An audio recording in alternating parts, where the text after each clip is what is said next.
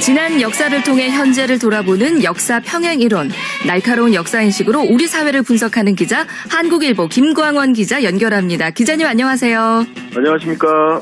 네, 그 지난주였죠. 일본군 위안부 손해배상 청구 소송과 관련해서 뜻밖의 뉴스가 좀 전해졌습니다. 충격으로 받아들이는 분들이 지금 많거든요. 예, 상심한 분들이 많죠. 네. 그런데 이제 비슷한 시기에 독일에서 평화의 소녀상이 전시된다는 소식도 들려왔습니다. 이 전시 장소가 드레스덴 민속박물관 안뜰입니다. 그러니까 유럽에서 공공박물관 안에 소녀상이 전시되는 건 이번이 처음이라고 하죠. 1년 정도 전시될 예정이라고 합니다. 또 그런가 하면 일본에서 벌써 로비에 들어갔다는 소식도 들려오고 있네요. 그렇죠. 늘 끈질기게 따라붙죠. 그러니까요. 그 독일발 뉴스가 하나 더 있습니다. 오늘의 핵심 이야기인데요. 네. 나미비아와 관련된 소식입니다. 이게 언뜻 일본군 위안부 문제와 상관이 없는 듯 하지만 깊이 들여다보면 밀접하게 연관이 있다. 그런 생각이 들어서 들고 왔습니다. 이 서남아프리카에 있는 나미비아는 1884년에서 1915년까지 독일의 식민지였습니다. 당시 원주민 한 4년 정도 이 독일하고 전쟁을 벌였는데 네. 수만 명이 식민군에 살해당했습니다. 독일이 자국의 만행을 공식적으로 인정하고요. 2015년부터 나미비아와 보상 협상을 해왔습니다.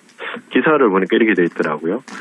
이 과거 식민 지배국이 피식민 국가와 이런 식으로 과거에 대한 포괄적인 합의를 시도한 전례가 없다. 그렇군요. 그 1965년에 체결됐었던 한일 청구권 협정을 떠올리는 분들이 많을 것 같은데요. 그렇죠. 이게 뭔가 합의된 것처럼 전해지잖아요. 네. 이게 일본군 위안부라든가 징용 문제가 대두될 때마다 등장을 합니다. 이 문제의 시원을 알기 위해서는 한일 청구권 협정의 태생을 좀 살펴봐야 됩니다. 이 한일 청구권 협정은 그냥 뜬금없이 만나서 협정을 한 게 아니고요. 1952년에 발효된 샌프란시스코 강화조약의 결과입니다. 이 조약 4조 A항에 이런 내용이 있습니다. 제가 한번 읽어보겠습니다. 네. 좀 복잡하긴 한데 읽어보겠습니다. 한반도 지역 내 일본과 일본 국민의 재산과 한국 정부와 한국 국민에 대한 청구권의 처리와 한국 정부와 한국민의 일본 내 재산과 일본과 일본 국민에 대한 청구권의 처리는 일본과 한국 간 특별 조정에 맡긴다. 근데 여기 보면 이 네. 식민지 피해 배상이라는 단어가 없잖아요. 그러게요. 조약에 그런 내용이 없습니다. 예. 그러니까 두 지역의 분리, 그래서 여기에 따른 민사상의 문제 해결이 전부입니다. 식민 지배에 대한 사죄와 배상이 전혀 없고 언급조차 없는 거니까 이거는 핵심이 빠졌다고밖에는 생각을 할 수가 없는데요. 그렇죠. 예. 우리는 배상을 받았다고 생각하잖아요. 한국 정부가 협정을 끝내고 돌아와서 국회에 이렇게 보고합니다. 식민지 문제에 대한 사죄의 대가로 받았다. 이렇게 말하거든요. 그러면 일본 정부는 자국민들한테 우리가 사죄하고 보상했다. 이렇게 말했을까요? 아닙니다. 뭐라고 말했냐면 경제협력과 원조, 독립주가의 의미로 자금을 제공했다. 이런 취지로 의회에 보고를 했습니다. 그러게요. 식민 지배에 대한 언급 자체가 없었는데 이게 어떻게 안타깝습니다. 근데 지금 일본으로서는 뭐 한일 청구권 협정을 모든 문제가 마무리가 됐다는 식으로 이야기를 하고 있잖아요. 예. 그때는 또 지금하고는 반대네요. 그죠. 정반대 입장이 된 거죠. 예. 이 조금 더 과거로 거슬러 올라가서 좀 살펴보면 1947년에 연합국가 이탈리아가 대이탈리아 강화 조약을 체결했거든요. 네. 이때도 이탈리아의 식민지 지배 책임을 묻지 않았습니다. 이게 왜 그러냐면 제 개인적인 생각인데 승전국 대부분이 식민지를 가진 경험이 있잖아요. 네네. 그래서 이런 거 불문율을 붙인 것 같아요. 그리고 또 식민지 자체를 꼭 부정적으로만 보지 않았다고도 짐작할 수 있습니다. 네. 그래서 이제 결론적으로 샌프란시스코 강화조에 그렇게 나온 거죠. 여기 언급된 아까 이제 특별 조정이라고 했잖아요. 네. 이거는 사과와 책임이 아니고요. 그냥 분리입니다. 예. 사족을 달면 당시 일본의 그 강화조약을 할 때, 샌프란시스코 강화조약에서 일본이 독도와 관련해서 당당하게 목소리를 냈잖아요. 네. 그것도 우리로서는 좀 납득이 안 되는데 책임을 묻는 상황이 아니었기 때문에 그런 태도가 가능했다 이렇게 볼 수 있습니다. 정말 참 납득하기가 어렵습니다. 용납이 저는 잘 안 되는데. 그렇죠. 예. 그 식민지라는 단어를 조금 더 살펴보려고 하는데요. 고 정주영 회장이 식민지라는 용어와 관련해서 의미심장한 말을 남겼습니다. 1981년에 방송국에서 강연을 하면서 조선소 건설할 때 이야기를 했거든요. 네. 조선소 건설을 결심하고 제일 먼저 찾아간 곳이 일본이었습니다. 네. 그 차관을 좀 빌려달라. 네네. 이렇게 얘기하니까 일본이 한국 기술은 유치해서 안 된다. 이렇게 거절했답니다. 그러니까 결국은 이제 영국에서 차관을 하는데 성공을 했었죠. 그렇죠. 예. 그래서 영국과 관련해서 기분이 좋아서 그런지 정 회장이 이렇게 말을 하더라고요.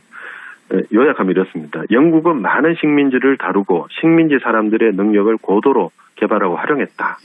지금도 그들과 유대관계를 잘하고 있다. 그래서 영국인들은 정치 경제적으로 참 세련된 사람들이다. 이렇게 정했습니다. 다 같은 식민지가 아니라는 얘기네요. 그렇죠. 예, 정주영 회장 같은 경우에는 일제강점기에 태어나신 분이고 예. 또 그 시대에 사업을 시작을 했었잖아요. 그렇죠. 그렇다면은 이제 정 회장 같은 경우는 그 일본 식민지 상황을 아주 그냥 제대로 겪은 셈인데 예. 저런 이야기를 했다는 부분이 참 의미심장하게 다가옵니다. 그렇죠. 예. 근데 이제 같은 식민지라는 말을 쓰지만 실제가 많이 다른 경우가 많습니다. 네. 우리 조상들이 고상한 부분을 생각하면 서양인들이 말하는 식민지하고 일본인들이 주관하는 이 식민지는 사뭇 다르다 이렇게 생각합니다.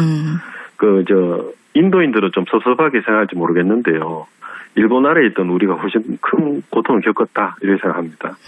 일본군 위안부나 아니면 징용 문제는 식민지 경험이 있는 나라들 가운데서도 특별한 사례라고 봅니다. 그러게요. 그렇죠. 그리고 네. 또 만세운동, 3.1 만세운동이 평화운동이었잖아요. 네네. 수많은 사람들을 고문하고 살해한 것도 또 특별한 사례거든요. 맞습니다. 이 말과 글을 없애라고 한 것도 이 민족 말살 정책인데 이것도 너무 특별한 케이스입니다. 그죠. 그래서 단순히 식민지였다 이렇게 말하는 것을 넘어서 이런 사례들을 세계보다 적극적으로 공론화해야지 일제 식민지가 아까 민사에서 형사로 넘어갈 수 있다 이렇게 생각합니다. 네, 어떤 또 구체적인 사실들이 있어야 우리가 정확한 실체를 파악할 수가 있겠죠. 그렇죠. 예. 독일이 추진하고 있는 나미비아의 보상 협상 소식을 전한 기사에서 네. 저는 이제 이 대목을 가장 주목해서 읽었습니다. 아까 잠깐 읽어드렸는데요. 이 기사에 이렇게 되어 있더라고요. 이는 전 세계적으로 선례가 될 것이다. 과거 식민 지배국이 과거의 피식민 국가와 이런 식으로 과거에 대한 포괄적인 합의를 시도한 전례가 없다. 이 과거사 반성에 관한 한 독일이 아무래도 선진국인데 그렇죠. 이 부분에서도 참 모범을 보여주네요. 예. 일제와 관련해서 네. 이 카이로 선언이 있었고 포츠담 선언이 있었잖아요. 네네. 43년, 45년에 원칙이 뭐냐면 이렇게 되어 있습니다. 일본은 폭력과 탐욕으로 탈취한 모든 지역으로부터 축출되어야 한다. 이게 원칙이었습니다. 이 선언들의 종착역이 샌프란시스코 강화 조약인데 네. 또 당시 시대상이 급변하는 바람에 마무리가 진짜 어설프게 돼버렸습니다. 그러게요. 그래서 우리가 할 일은 뭐냐 생각해 보면 일련의 선언과 조약의 기저에 깔린 원칙을 분명하게 부각시켜야 됩니다. 일본의 범죄는 명백합니다. 식민지 시기에 무슨 산업 인프라를 갖춰서 한국 발전의 기틀을 마련했다 이런 식으로 하는 망언이 더 이상 통하지 않게 해야 한다 이렇게 생각합니다. 일제가 폭력과 탐욕으로 탈취한 식민지라는 개념을 우리 스스로 그리고 전 세계에 확고히 하는 가장 확실한 방법이 저는 일본군 위안부, 강제징용 그리고 독도의 진실을 명백하게 드러내는 것이다 이렇게 생각합니다. 일본군 위안부 문제가 차지하는 비중이 생각보다 훨씬 더 크고 넓고 그렇네요. 그렇죠. 역사가 좀 이렇게 묻히지 않도록 하고 또 일본과 한국 모두에게 이 상처를 남긴 역사가 다시 반복되지 않도록 하기 위해서 좀 역사를 더 바로 보고 후대에게 전해줘야겠다 이런 생각이 들었습니다. 오늘 정말 입체적으로 우리 역사를 들여다볼 수 있는 시간이었어요. 기자님 고맙습니다. 예, 감사합니다. 지금까지 한국일보 김광원 기자였습니다.